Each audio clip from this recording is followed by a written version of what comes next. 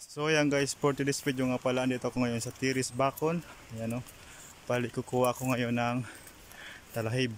So mula dun sa baba na yon, andun pa sa baba, bali hindi ko na yan binidyohan kasi nga layo pa. May maripol tayo dito. So ayan, bali ito nga pala guys yung aming nilalakad. Ayan, papunta dun sa Talayban. Sa taas pa yon. Ngayon papunta mga kami doon. So yan guys, bali ito nga pala guys yung akyata namin. Ayan o, bali bago kami makapunta doon sa taas sa Talayban, bali ito muna guys yung aking dadaanin. Ayan o, sa taas yan, napunta doon. Ayan, sa taas. Tapos yung sa baba ay sapa. Ayan o, may sapa doon, tuwaba na yan.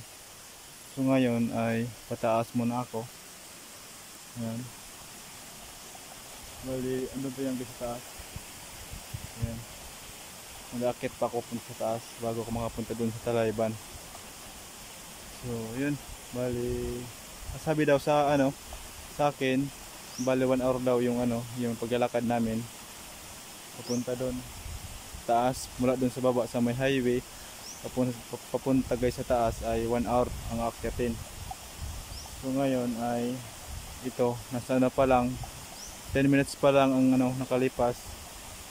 Bali grabe ng pawis ko kasi nga mainit pa ang panahon. Kaya yun, wala pa to sa kalingkingan, kaya medyo malayo pa nga. So ayan guys, bali simulan ko na maglakad papunta sa taas para makarating na doon. Ayan. So ayan guys, bali nga pala nakarating na kami sa taas. Ngayon ito nga pala guys yung nangyari sa damit ko, sobrang basa na yan, kaya kailangan ko ng palitan yan. So ngayon ay magsisimula na kami. Ayan guys, para makaipon na kami ng ng talahib. Ayan, bali ako nga pala guys yung nagtatanggal ng mga dahon ng talahib. Ayan, yun lang ang aking gagawin. Tapos yan ang bahala, yung kapatid ko na ang magputol niyan, yung talahib na yan. Bali ako lang ang magtatanggal ng mga dahon. Kasi yung dahon nga pala guys niyan ay matalim yan, kaya nagloves ako para hindi tayo masugatan nito. Kasi guys, ito ay matatalim na talahib na to, yung mga dahon na yan. So ngayon ay ito na nga pala guys ang aking gagawin lang, magtatanggal lang ako ng mga dahon ng talahib. Ayan. So ayan guys, bali nga pala naglipat na kami sa taas kasi nga doon sa baba ay wala na, bali naubos na namin. So doon kami sa taas magsisimula para makarami-rami kami kahit papaano, kasi doon sa baba ay naubos na.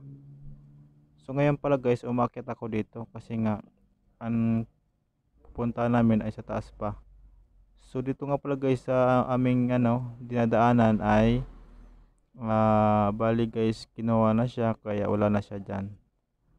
So ayan guys, so bali wala na siyang talahib, putol na kasi nga kinuha na siya. So ayan guys, akit ako ng akyat kasi nga nasa taas pa yung kukuha namin ng talahib. Ayan, bali ito talagang talaga guys, tiis lang makyat kasi nga matirik to na inakyatan namin. Bali ito nga pala guys na talahib na yan ay medyo nga pala siya guys, medyo madamo-damo siya. Ayan, bali siya guys, bali kahit paano ay nalinisan na siya ng karaan. So ngayon ay okay na siya, kaya ganon, hindi na siya gaano madamo.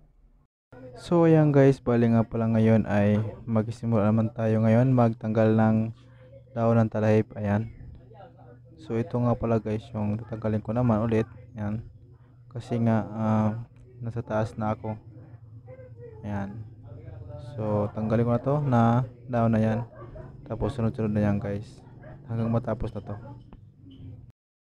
So ayan nga pala guys, bali natapos na rin kami sa pagkuha ng talahib. Ngayon ang gagawin namin ay baba na kami kasi nga natapos na. Bali okay na nga pala yan guys na isang tali na yan kasi nga mag alas 4 na yan. So ngayon ay kailangan namin bumaba kasi nga hindi pwede kami dito magabihan sa daanan. So ngayon guys ay baba na kami kasi nga andon yung isa niya na ano na tali nasa baba pa. So doon kami pababa kasi nga doon ang daanan namin pababa.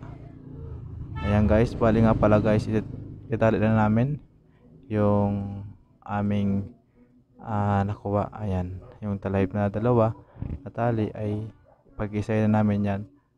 So ngayon guys, uwi na kami. Ayan, so yun lang guys, hanggang sa muli guys.